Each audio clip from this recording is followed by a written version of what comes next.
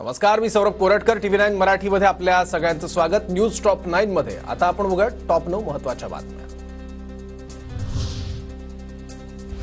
पंतप्रधान नरेंद्र मोदी आज वाशिमच्या पोरादेवी दौऱ्यावर. बंजारा समाजाच्या विरासते बंजारा या नंगारा वास्तू संग्रहालयाचं मोदींच्या हस्ते लोकार्पण होणार. वाशिमच्या पोरादेवीमध्ये मोदींची आज जाहीर सभा. पारंपरिक वेशभूषेत बंजारा समाजाचे नागरिक सकाळपासून सभास्थळी दाखल. पोलिसांचा कडेकोट बंदोबस्त.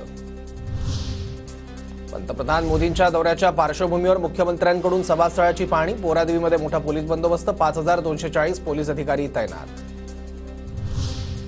मुंबई मेट्रो 3च्या फेज 1सह विविध विकास कामांचं आज लोकार्पण. मोदींच्या हस्ते लोकार्पण करण्यात येणार.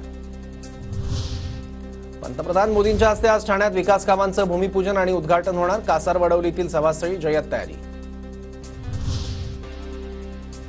वाशिमच्या पोरादेवी इथे महायुतीच्या झेंडे लावून शक्ती प्रदर्शन. महायुतीतील तिन्ही पक्षाचे झेंडे रस्त्याच्या दुतर्फा लावण्यात आले.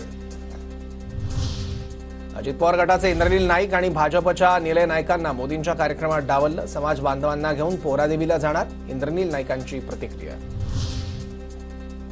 राहुल गांधींच्या हस्ते आज कोल्हापुरातील कसबा बावड्यात शिवरायांच्या पुतळ्याचं अनावरण. सकाळी 8:30 वाजता कोल्हापुरात दाखल होणार. विमानात तांत्रिक बिघाड झाल्यानं कालचा दौरा रद्द झाला होता.